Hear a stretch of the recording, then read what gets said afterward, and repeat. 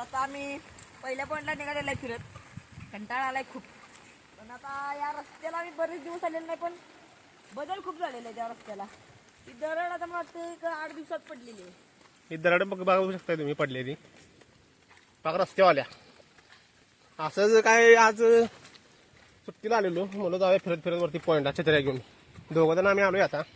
कारण पावसाची गाडी चालवायची नाही, घसारलं की पाय मोडला, पायानं चालत जाईल. चला आता आमच्याकडे धबधबे बघा 1 2 3 4 5 आणि 6 धबधबे असून काय फायदा नाही, तिथं आम्हाला वाटत नाही. पण त्या धबधब्याचं पाणी आम्हाला त्या ओढ्यात बघायला भेटतं, यात आम्हाला समाधान नाही.